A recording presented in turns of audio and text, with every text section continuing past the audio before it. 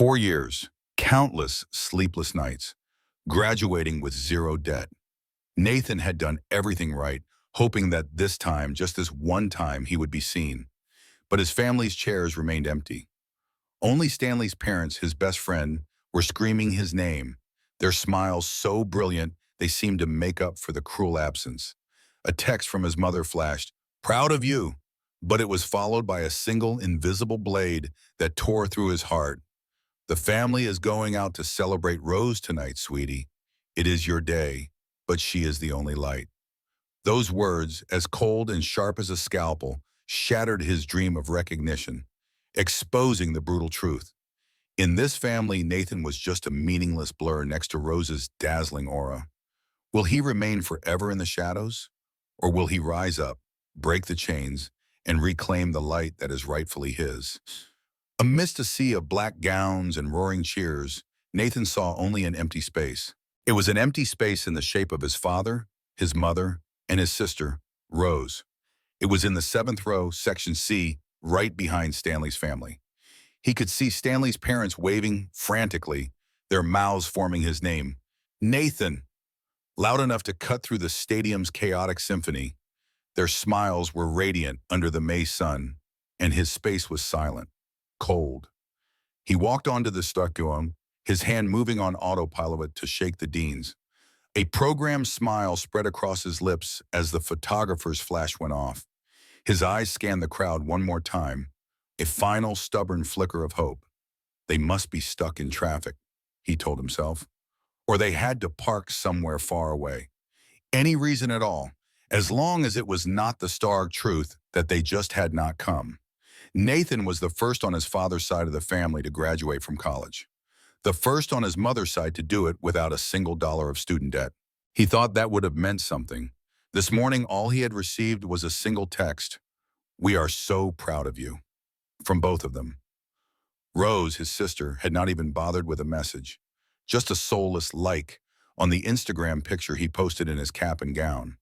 A tap on a screen, a substitute for presence. When he returned to his empty apartment, the silence was more overwhelming than the cheers in the stadium. He checked his phone and saw a new message from his mother. "Hey, honey, I know it is your graduation. I really do. But you know how it is with a Rose. Everything has to be a little special. So we are not going to do anything big for you as long as you are okay. That is all that matters to us." He blinked, rereading the text. It was so simple and casual, like a bucket of cold water thrown on an achievement Nathan had paid for with 4 long years. It was not just about a dinner. It was about everything he had hoped for. And to them, it was nothing elaborate. From the outside, Nathan's family was the perfect picture of the suburban American dream. A charming house with a white picket fence, a golden retriever whose tail was always wagging, a lawn manicured to the centimeter. His father was a successful man in finance. His mother was a preschool teacher with a gentle smile. And then there was Rose, his sister, just turned 20, the little sun in the family's universe. She was the star, and Nathan, it seemed, was just the dim space that revolved around her. His childhood memories were an endless loop of familiar phrases. "Nathan, let your sister have the last cookie. You are the big brother." The chocolate chip cookie melted, not in his mouth, but in Rose's bright eyes. "Let Rose sit in the front seat. She gets car sick." Even though he was the one who always felt nauseous on long trips, not her. He had taught her to ride a bike, patiently running alongside the wobbly bicycle under the harsh summer sun. He had stayed up until 2 in the morning fixing every grammatical error in her college application essay. He did it all without a word of complaint because he told himself it was the duty of an older brother. He naively believed that once they both entered the adult world, things would become fair. He was wrong. The memory of Rose's high school graduation 2 years ago played in Nathan's mind like a vivid film, saturated with bright colors and loud sounds. You would have thought she had been accepted into Harvard, not a local community college. The backyard was transformed into a miniature wonderland, extravagantly decorated. A giant white tent stood glittering under hundreds of warm string lights, casting a dreamlike glow. The bass from the DJ's speakers, hired specially by his parents, throbbed powerfully, vibrating in his chest. A photo booth with silly, sparkling props drew a crowd, next to a lavish buffet from Rose's favorite Italian restaurant with platters of cheese, pasta, and fragrant tiramisu.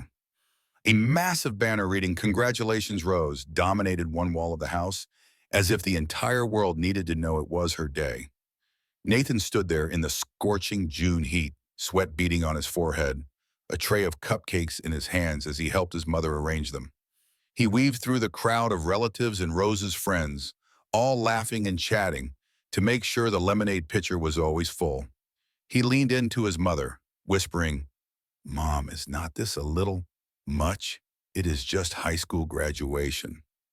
His mother did not bother to look up, busy directing a caterer to add another cheese platter. She answered over her shoulder, her voice full of pride. "What is too much? Rose deserves it all. She is my work. I am what my big eyes joy." Look at her smile like the brightest star. Then as an afterthought, she glanced at Nathan, her eyes as indifferent as if she were looking at an employee. "Oh, Nathan, go check on the lemonade pitcher. Refill it if it is empty. Do not keep the guests waiting." Not a word of praise, not a look of appreciation, just a dry command, as if he were merely part of the backstage crew. Nothing more. Nathan forced a smile, the smile he had practiced his whole life to hide the hurt. He quietly refilled the lemonade, telling himself it was Rose's day, that he had to be the good brother, the responsible son. But deep down, he began to feel the injustice. Rose was celebrated by the whole family, while he, despite years of sacrifice, giving in, supporting her, even paying the family's electric bill when his dad had financial trouble, received only indifference. Back in his room, he leaned against the wall and closed his eyes. "Come on, Nathan. It is not about the party," he mumbled to the four empty walls. "Not the DJ, not the photo booth, not the giant banner. It is about being there." That was all, to be seen, to be acknowledged. And so he did what he always did. He pushed aside his own disappointment to make room for a sliver of hope. He threw a few clothes into a duffel bag. He drove home. When Nathan walked through the door, there was no smell of delicious food, no sound of laughter, not even the clinking of glasses. Only silence. Rose was glued to her phone on the sofa.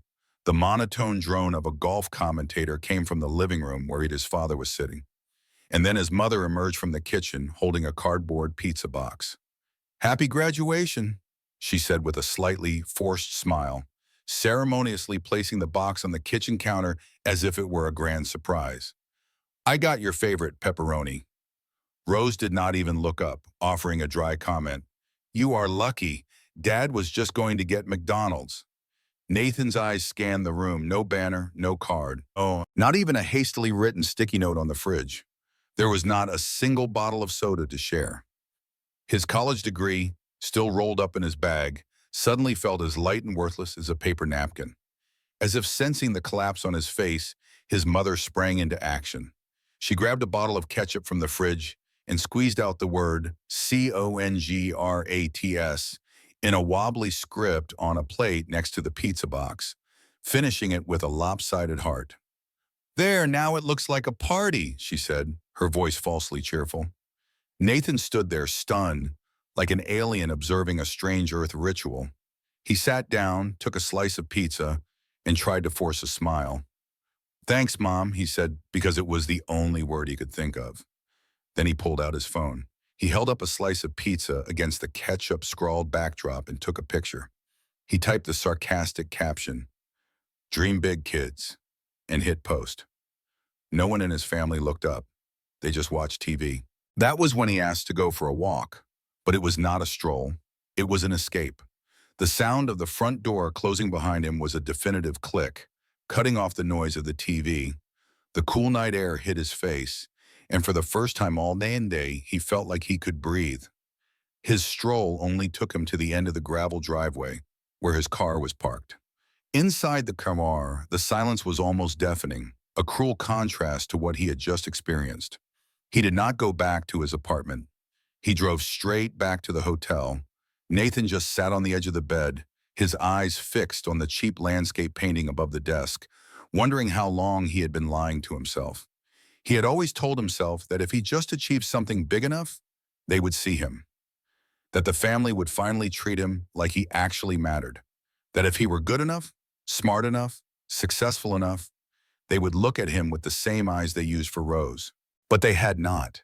Never had, and probably never would. An hour later, his phone buzzed. It was his mother, not a concerned message. "Is everything okay?" Not an apology, just a curt question. "Are you coming home?" Nathan stared at the words. A part of him wanted to reply with the most venomous words he could think of. Another part just wanted to collapse into sleep and erase the day from his memory. In the end, he did neither. He just let the read receipt appear under her message, then turned off the screen.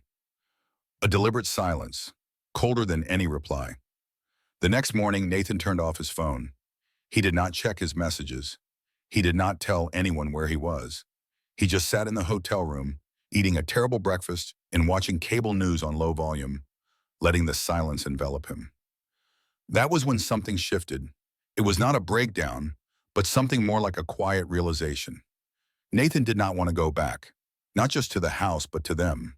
He was done being the backup player in a family where he had been the key holder for years, and that was when he started planning his next move. Nathan drove to the apartment of Stanley, his best friend since high school, and crashed on the couch.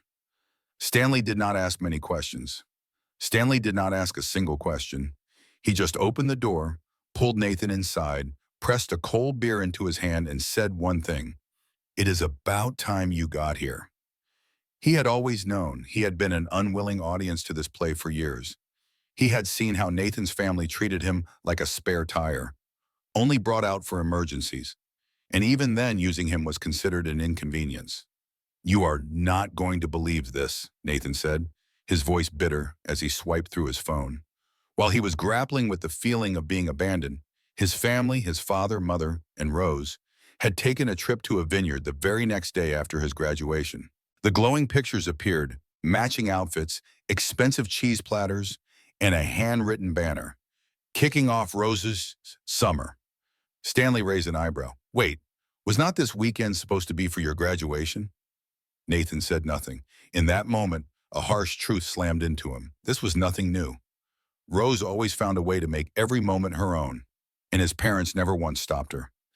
That night, Nathan lay staring at the ceiling, thinking of all the things he had done for them. Paid half the electric bill, while still in school because his dad had an unexpected expense. Covered Rose's tuition for a semester when she forgot to apply for financial aid on time. Came home every holiday to help with yard work and watch his younger cousins. When Rose went on a long road trip, he had not resented it, or at least he thought he had not. But now it all felt like a long list of sacrifices they expected from him, not things they appreciated. The next morning, he turned his phone back on. Not a single message. In Stanley's spare room, Nathan opened his laptop. He was not looking for comfort. He was looking for an escape route. He started building a new resume and sent out applications everywhere. Seattle, Boston, Austin. He did not care where. He just needed it to be far enough. He was done. He would no longer be their safety net. A few days later, Stanley helped him go back to his house to pack up his few remaining belongings. They waited until midday when he knew the family would be out. He did not want a confrontation. Not yet, anyway. He just wanted to get what was his. His room was just as he had left it. And in the kitchen, the pizza box was still on top of the trash, a monument to their indifference. As he was packing his books, clothes, and the few photos he truly cherished, something strange caught his eye. One of the kitchen drawers was locked. His mother had always said it was where she kept important family documents. Curiosity piqued, he looked for the small key. He found it taped right under the junk drawer, the same secret spot she had used when he was a kid. He unlocked it. In my one was a mess of envelopes, bank statements, tax forms. He skimmed through them with disinterest until something caught his eye, making his stomach clench. A statement from a college fund with his name on it. Status, closed. 3 years ago. He read it again, his heart pounding. The account had once held thousands of dollars, more than enough to cover his final year. The person who made the transaction, M. Dawson, his mother. The money had been transferred to a new account in Rose's name. But it was not a college fund, it was a business startup fund. His parents had drained his college fund to help Rose start a business selling beaded jewelry on Etsy with his money. Nathan felt the blood drain from his face. All this time, he had thought the family was struggling. He had thought he was being noble by shouldering his own tuition, by working himself to exhaustion so he would not be a burden. Meanwhile, they had used his future to fund Rose's bracelet-making hobby. That pizza party was not just an oversight, it was an exclamation point at the end of the sentence, a final mockery tone. Emotionless, he pulled out his phone. He photographed everything, every statement, every line, every number. When he was done, he put the papers back as they were, locked the drawer, and returned the key to its secret spot. When Nathan left the house, he was not sad anymore.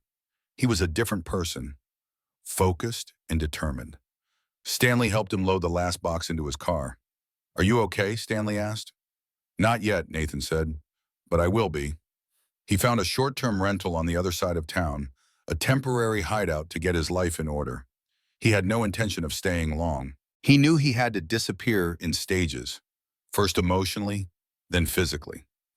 Nathan's revolution began not with a bang, but with cold, late-night clicks of a mouse.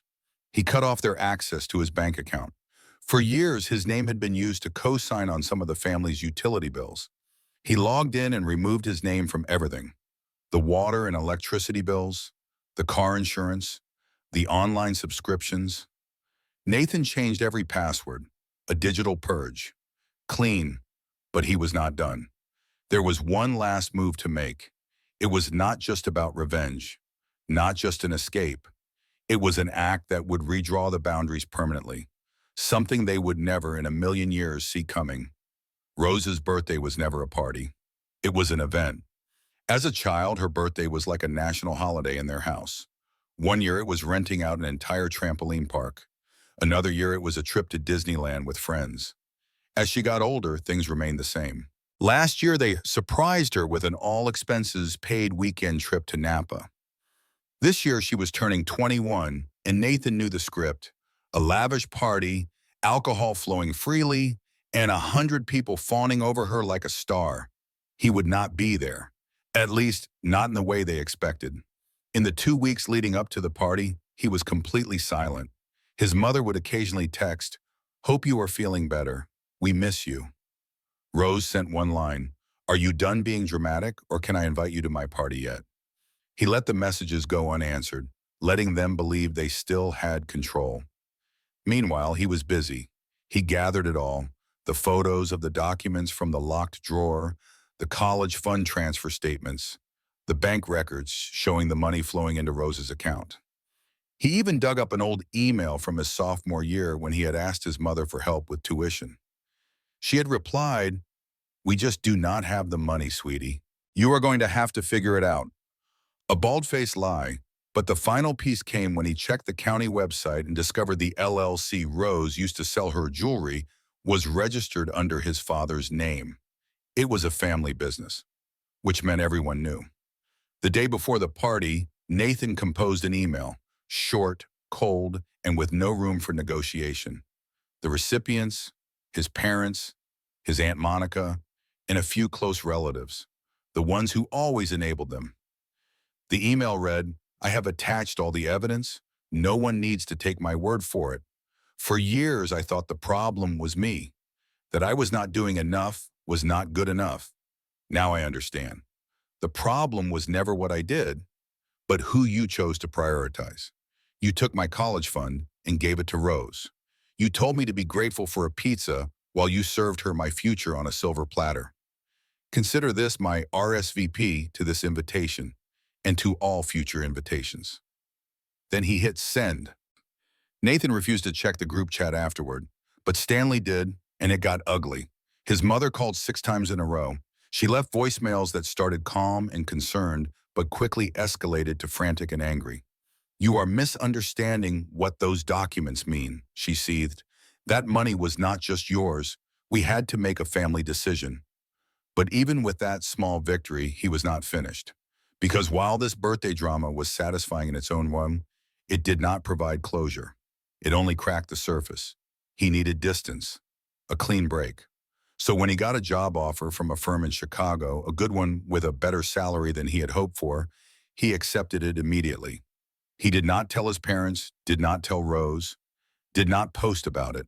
He just quietly and carefully packed up his life in the way people do when they are not just moving, but leaving a version of themselves behind. But right before he left town, he did one more thing. He stopped by the university's administration office and asked if he could make a donation to the scholarship fund. Nathan gave a small, unceremonious amount, but with it, he attached a note. For the kid whose family chose someone else, so they would not have to be their own backup plan. And then he left.